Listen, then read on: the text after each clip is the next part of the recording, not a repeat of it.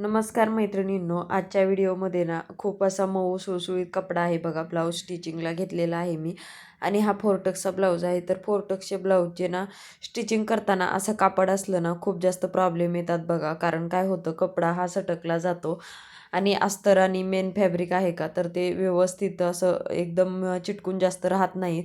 तर त्यावेळेसच फोरटक्सचे टक्स टाकताना काय काळजी घ्यावी हेच मी तुम्हाला आज पुढे सांगते बघा. तर सर्वात आधी ना मी टक्सची मार्किंग करून घेते बघा. मग टक्सची मार्किंग ना मेन टक्स जो आहे का, त्याचं मी शोल्डर फोल्ड करून घेतलं आणि शोल्डरमधून मध्यातून 2.5 इंचावरती एक सरळमध्ये टक्स टाकला आणि बाकीचे टक्स पावणे 2 इंचावरती मार्किंग केलं आहे. मोंड्याच्या साईडने 2.25 इंचावरती मार्किंग करून बघा, अशा पद्धतीने मी टक्सचं मार्किंग करून घेतलं आणि हेच मार्किंग दुसऱ्या साईडला सुद्धा ब्लाऊजच्या उमटवण्यासाठी अशा पद्धतीने ठेवून तुम्ही पाहिलंच असेल, तसं ठेवून घेतलं. आणि यानंतर बघा, टक्स टाकण्याच्या अगोदर ना मी काय करते, ज्या सरळमध्ये रेषा आपण ओढलेल्या आहेत का टक्सच्या, त्या रेषवर म्हणा एक सरळमध्ये फक्त टीप घेते, जेणेकरून काय होतं आपल्याला टक्स टाकताना सोपं जातं. तर बघा, इथे मी दोन्ही टीप सोबतच घेतल्या. मधला गॅप फक्त थोडासा ओढून घेतला दोऱ्याने.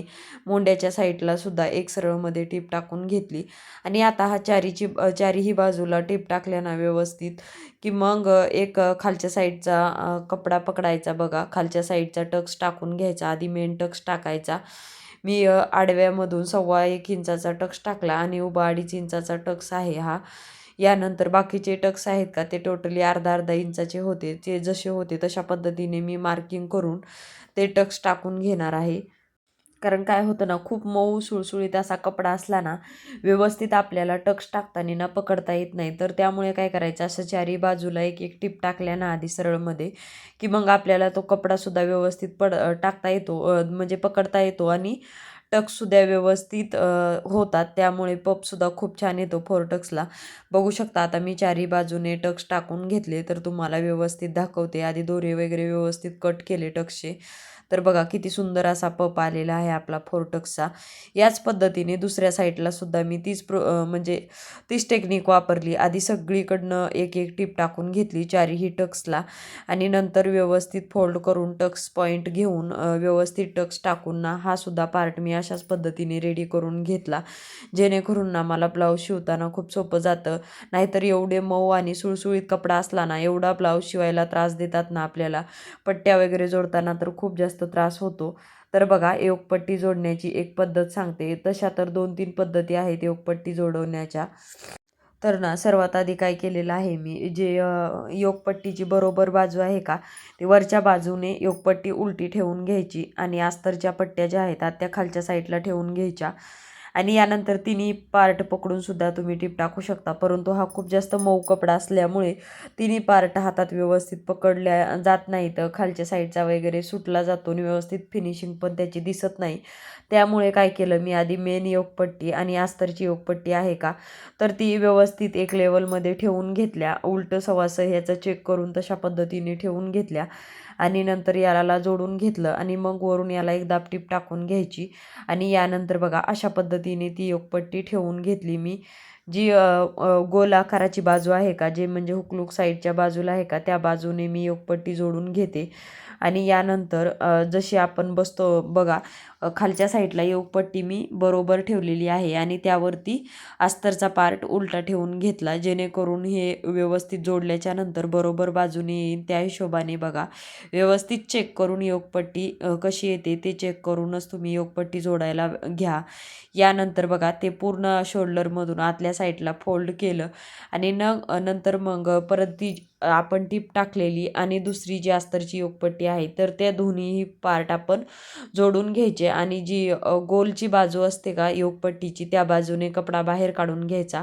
तर बघा, व्यवस्थित अशी फिनिशिंगमध्ये योगपट्टी जोडली जाते. यानंतर आपल्या ब्लाऊजची उंची चेक करून घ्यायची बरोबर आहे का, कारण काय होतं, आपण मार्जिन कमी जास्त घेतलं की इथे योगपट्टीमध्ये किंवा उंचीमध्ये सुद्धा कमी जास्तपणा होऊ शकतो. त्यामुळं मार्जिन हे नेहमी जेवढं आपण सोडलेलं आहे तेवढंच मार्जिन घ्यायचं. कमी सोडलं असेल तर कमी, जास्त असेल तर जास्त. जर तुम्ही अर्धा इंचाचं मार्जिन सोडलं असेल तर तुम्ही अर्धा इंचाचा तेवढंच टीप टाका. जर तुम्ही पाव इंचाचं शिलाई मार्जिन म्हणजे टेपच्या 2 रेषा एवढंच शिलाई मार्जिन असेल तर तेवढ्यावरूनच व्यवस्थित टीप घ्या. जास्त मार्जिन कमी जास्त करू नका, त्यामुळे उंचीमध्ये कमी जास्त होतं. तर बघा दुसरी योगपट्टीसुद्धा मी याच पद्धतीने जोडून घेते. तोपर्यंत तुम्ही व्हिडिओला अजूनही लाईक केलेलं नसेल तर व्हिडिओला लाईक करून घ्या.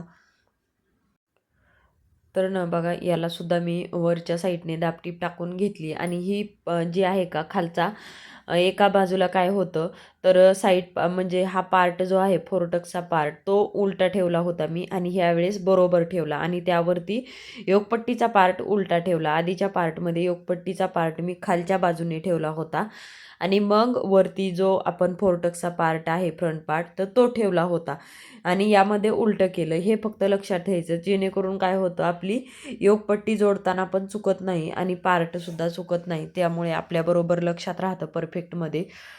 जर ही मेथड तुम्ही वापरली तर लक्षात घ्यायचं, फक्त उलटं सवासं बाजू ही लक्षात घ्यायची. स्टिचिंग करताना तेवढी मात्र काळजी घ्यायची, कारण एवढं काळजीनं जर तुम्ही स्टिचिंग नाही केली ना तर पार्टसारखं कमी जास्त होतात आणि उलटे सुलटेसुद्धा होऊ शकतात, जेणेकरून काय होतं आपल्याला सारखंच उसवावं लागतं मग ठेवावं लागतं. त्यासाठी आधीच व्यवस्थित लक्ष देऊन तुम्ही ब्लाऊज स्टिचिंग केला ना तुम्हाला उसवण्याची गरज लागत नाही किंवा पार्टसुद्धा उलटे सुलटे होत नाहीत. यानंतर बघा दोन्ही पार्ट बरोबर एकावरती एक ठेवले, म्हणजे उलट्या बाजू आतल्या साईडने आणि दोन्ही बरोबर बाजू खालच्या वरच्या साईडने ठेवून एकावरती एक पार्ट ठेवून ना कमी जास्त वगैरे झालेलं आहे का किंवा हुकलूकची साईड पट्टी जी आहे का तर ती वाकडी वगैरे रेष येते, त्यामुळे एक लेवलमध्ये कटिंग करून घ्यायचं. गळासुद्धा जसा आहे तसा मी व्यवस्थित कटिंग करून घेते. यानंतर ब्लाऊजची उंची चेक केली आणि तिथून त्या उंचीचे मार्किंग करून तिथून खाली ना पुढच्या गळ्याचं मार्किंग करून पाहिलं की कमी जास्त पुढचा गळा तर झाला नाही का, कारण हे चेक करायला कधीच विसरायचं नाही, जेणेकरून ब्लाऊज वगैरे काय होतं बिघडत नाही, पुढचा गळासुद्धा कमी जास्त होत नाही. तर कटिंग झाल्याच्या नंतर काय होतं ना ते आपण आधी जी मार्जिन जोडलेले पार्ट असतात का ते मार्जिन निघून जातं कटिंग केल्यामुळे. त्यामुळे कपडा सुळसुळीत असला की व्यवस्थित फिनिशिंग दिसत नाही. त्यामुळे परत एकदा मी त्यावरती टीप टाकून घेतली आणि यानंतर हुक लूकची पट्टी जी हुक आणि लूकची पट्टी तयार करण्यासाठी ना बघा मी अस्तरचा कपडा घेतलेला आहे. तर ना दोन्ही साईडने 2.5 इंचाच्या जरी पट्ट्या काढल्या ना तरी तुम्ही चालतं, पण 2.5 ते 2.5 इंचापर्यंत पट्ट्या काढा. 1.5 इंचाची पट्टी तुम्ही लूकसाठी तर अजिबात काढू नका, कारण व्यवस्थित तो लूकसाठी जर पट्टी कमी असेल तर व्यवस्थित फिनिशिंगमध्ये लूकपट्टी तयार होत नाही त्यासाठी. आणि बघा मशीनवर आपण बसलेलं असतो त्या साईडच्या डाव्या हाताला जो पहिल्यांदा डाव्या हाताला जो पार्ट येतो तर त्या बाजूला हुकची पट्टी जाते, जेणेकरून वेअर केल्यावरती ती उजव्या हाताला येते आणि लूकची पट्टी आहे तर ती आपण बसलो त्या साईडची राहते, जेणेकरून ती आपण ब्लाऊज वेअर केल्याच्या नंतर ना डाव्या हाताला येते. अशा पद्धतीने मी आणि काय केलेलं आहे बघा, लूकची जी पट्टी आहे का तर त्या पट्टीला मेन फॅब्रिक लावून घेतलं, एका साईडने फोल्ड करून घेतलं आणि बघा पार्ट जो आहे पुढचा पार्ट जो आहे तर तो उलटा ठेवला आणि त्यावरती योगपट्टीसुद्धा उलटी ठेवून घेतली आणि अशा पद्धतीने वरून परत एक जोडून घेतल्याच्या नंतर दाबटीप टाकून घेतली. मग ती वरच्या बाजूने बरोबर बाजूने फोल्ड करून वरच्या साईडला बरोबरमध्ये व्यवस्थित दिसते आणि फक्त अस्तरची पट्टी लावली ना तर ब्लाऊजला फिनिशिंग दिसत नाही. त्यासाठी मी अशा पद्धतीने बघा दुसऱ्या म्हणजे मेन पार्टची पट्टी जोडून अशी ही लूकची पट्टी तयार केली आणि हुकची पट्टीसुद्धा त्याच फिनिशिंगमध्ये तयार करायची. खालच्या साईडने अर्धा इंच फोल्ड करून घ्यायचं योगपट्टीच्या बाजूने, जेणेकरून ब्लाऊजला फिनिशिंग छान येते. आणि बघू शकता तुम्ही व्यवस्थित असे दोन्हीही पार्ट फिनिशिंगमध्ये पुढच्या साईडचे पार्ट रेडी केलेले आहेत. हुक आणि लूकसुद्धा लावून घेतलेले आहे. आता याला फक्त पुढच्या साईडला गोट टाकायचा राहिलेला आहे पुढच्या गळ्याला. बाकी पूर्ण ब्लाऊज पुढच्या साईडचा पार्ट अशा पद्धतीने रेडी झालेला आहे.